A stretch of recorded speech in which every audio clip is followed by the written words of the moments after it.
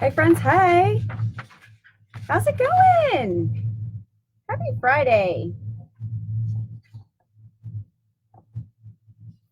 I am staying home this weekend. I was supposed to be traveling with Amelia to an all weekend swim meet, and Ryan isn't feeling well, and we're not going to be able to do that after all. So I'm staying home this weekend. My color keeps changing. That's weird. Try it. Is that better? Maybe it's not color changing now when I move my head. That's crazy, huh? Sorry, I got little orbs of light hanging up on top of me. So I just wanted to come and touch base and remind you of what happened back in the summer. We had signed Ryan up to go to an Easter Seals camp that is a federally funded facility, and we had told them that Ryan was on CBD, and at first that was okay. And then they called us back and said that wasn't okay. And I said, well, why not? CBD is a federally legal substance. It has been clarified by the Farm Bill, and it has been delineated by the Farm Bill from marijuana. And why can't he bring it? So they called me back and said that the problem was they are a Medicaid funded facility, and Medicaid regulations state that they are not legally allowed to administer any marijuana products. And I said, okay, great, perfect. This is not a marijuana product. And they're like, well, we're unclear on that. And I said, okay, well, this is the information you need.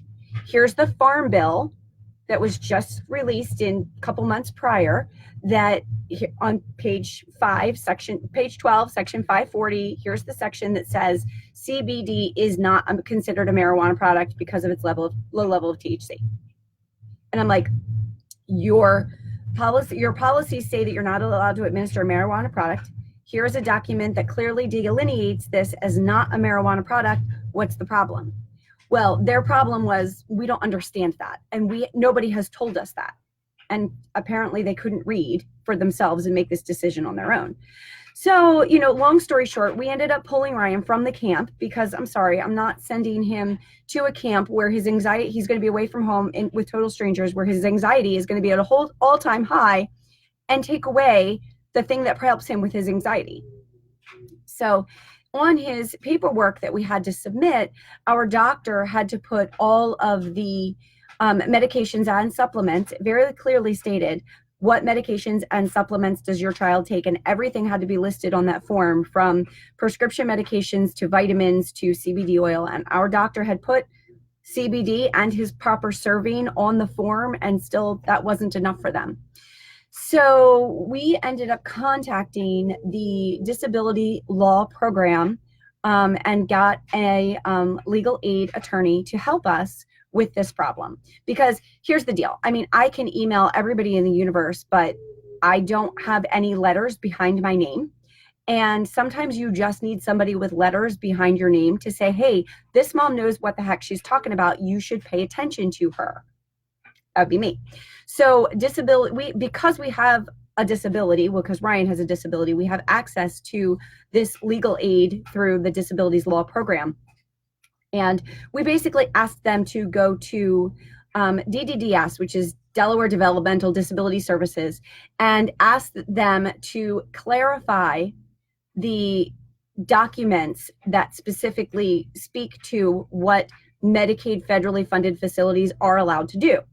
So October, it's been a couple of months. I knew that I wasn't going to be able to fix it before Ryan went to summer camp that year. It was like 10 days. I was hoping I would be able to get it fixed before Ryan goes to summer camp next year. But throughout the course of going back and forth, we did get DDDS to create a guidance document, so exciting, that talks about CBD oil specifically and medical marijuana.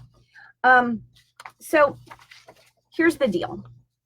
I'm really excited about this document, and this document should give any federally funded facility the ability to administer CBD to anyone within that facility.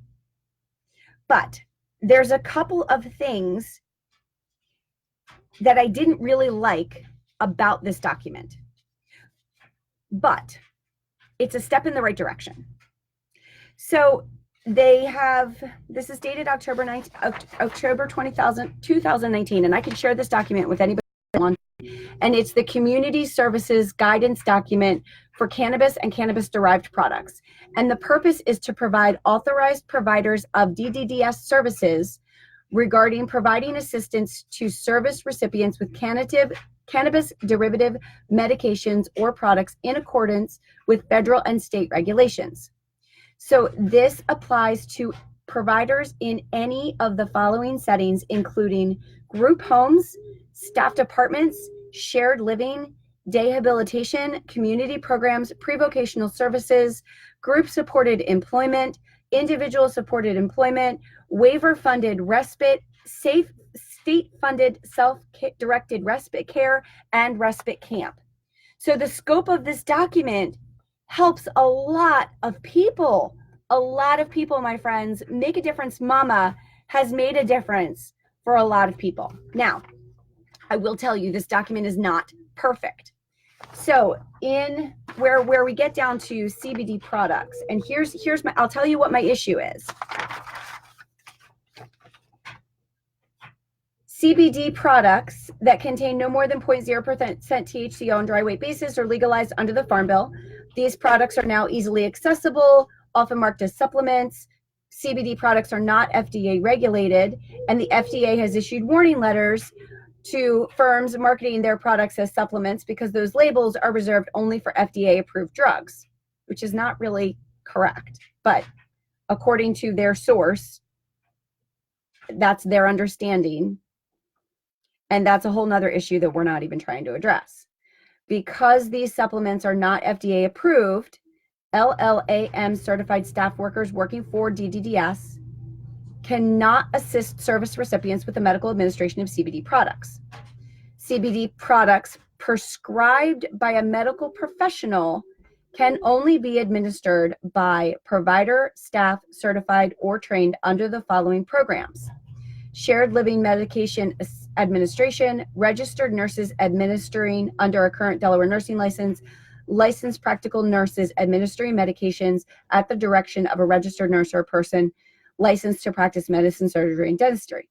The aforementioned professionals cannot administer or assist DDDS service recipients to administer CBD products if the products were not prescribed by a medical professional. Okay, so here's my issue with that verbiage. CBD is not prescribed. It is not a prescription-based medication. It is an over-the-counter product. So it's not going to be prescribed by a doctor. So I kind of pushed back and was like, I really don't like that verbiage. So what they came back with was, when you think about the document that our doctor had to fill out for Ryan to go to camp, and the doctor was able to say that Ryan takes this brand of CBD and he takes 5 milligrams a day, twice a day. The doctor put that on the form. That's what they are considering prescribed. So not that the doctor wrote a prescription, but that the doctor is in the loop and in the know and knows that this person is taking CBD and can give a specific, this is how much and when and where and of what. So that's what they're looking for with the word prescribed. So basically, DDDS didn't want to change the verbiage to not prescribed. What I was looking for was regulated, oversaw, seen, suggested by. I don't know exactly what verbiage I was looking for, but I don't like the prescribed language. But according to our attorney at the Community Disabilities Community Legal Aid, they said that this should be sufficient to allow anybody who is taking CBD to take it to a federally funded facility, as long as the doctor that they're seeing includes it in that list of what the person is regularly taking. So basically what they don't want is, they don't want mom and dad to say, my kid takes the CBD that we bought at the gas station on the corner and we give him 2 full droppers full of a day. they want to make sure that there's a doctor in the loop and agreeing with this course of action. Does that make sense? So it does make sense. I don't like the word prescribed because it's not a prescription, but I also understand where they're coming from, that they want to make sure that there's a doctor in the loop and that this is being overseen by somebody with some credentials. Because you don't want parents to be able to just go, yeah, I'm giving my kid this, without any oversight. So what I said to the attorney, I said, I believe that this is going to still become a problem. And we pushed back, and DDDS kind of was like, nah, we're not making any changes.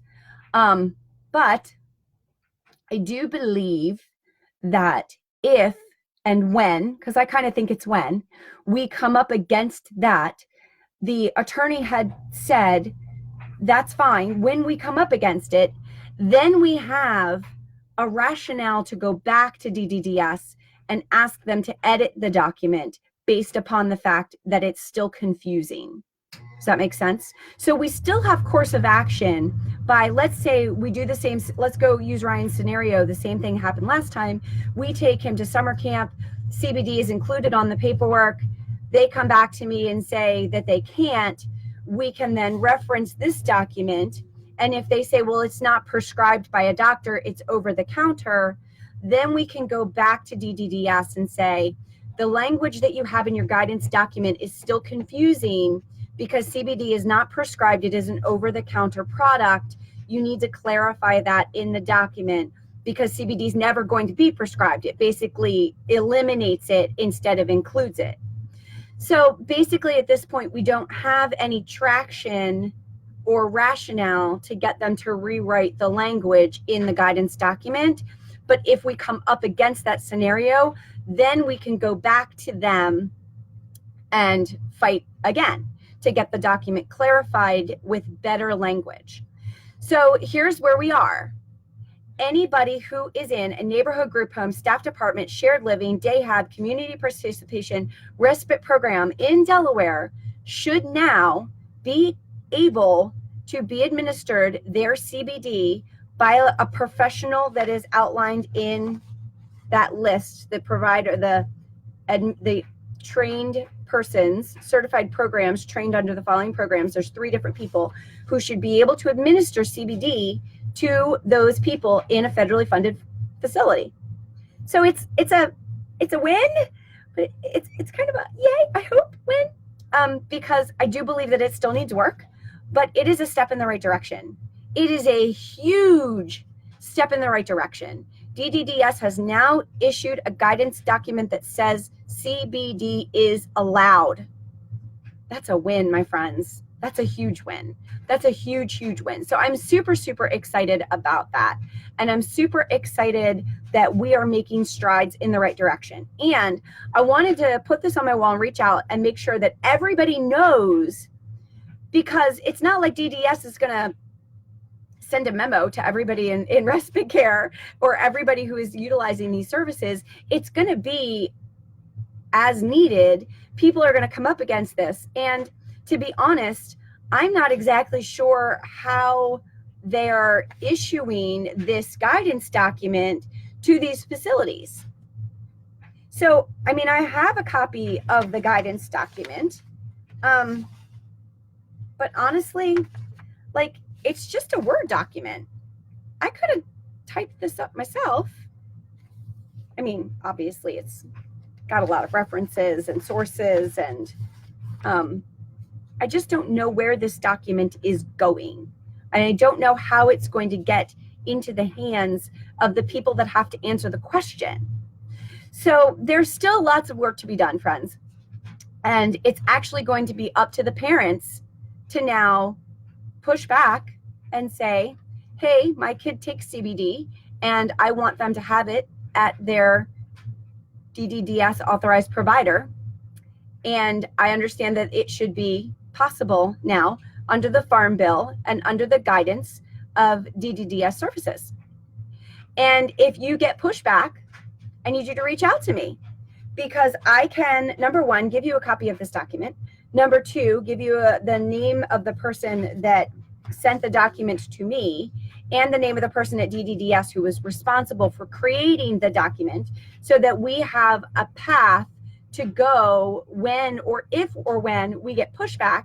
Then we have a path to go back and go, okay, this is where who you need to contact. This is where we need to push back. Disability law program has effectively closed my case, but all of this information is on file, and they know that we weren't happy with this language and that there could be ongoing issues. And when those ongoing issues come up, then I need to put them back on the case. And they're well aware of the situation and anxious to get back on the case to get this fixed, so that everybody has the option to have the things that help them everywhere that they are, not just at home. So that's my story for you today. We have decided that Ryan's probably not going to go back to that summer camp anyway. I wasn't really happy with the response and the support that I got from the administration there when we were questioning their policies. They, just didn't call me back and just kind of ghosted, and they weren't anxious to help us make it right. They were more, they just didn't want to deal with it. And I didn't like that. I didn't like the fact that they weren't on board to make things better for everybody. So we'll probably go a different direction for respite care for Ryan this summer. But it was a great learning experience. And I believe that everything happens for a reason. And if they hadn't pushed back, if we hadn't pushed back, if we hadn't gone to the extra steps of contacting the disabilities law program, maybe this document would have eventually come about. But we pushed the envelope and we made it come about faster. And that's how we make a difference in life. And, that's my hashtag. That's my goal. I am a make a difference mama, and I am never going to walk away from a fight. If I see something that needs to be fixed, if I see something that could be better, I'm going to be the first one to step up and say, how do we make a difference? So I believe that we have done that. I believe that we have succeeded in accomplishing that goal. I believe that we have made a difference. If you have a child or an adult with a disability in a federally funded facility and you are getting any pushback on having CBD administered to your person in state-funded care, I want you to get in touch with me. Send me a message. I'd love to share this document with you. I'd like to give you the name and information of the person that helped me, that helped get this document put in place, so that we can continue to push the envelope and push for change, so that everybody has the same rights that they have at home at their federally funded facilities as well. So thanks very much. Thanks for tuning in. Let me know if you caught me on the replay. For those of you who are alive, thanks for all your comments. I really love it. I'm glad that I was able to share this information, and I'm glad that I am able to continue to make a difference in the world. Thanks, friends. Have a great day. Bye.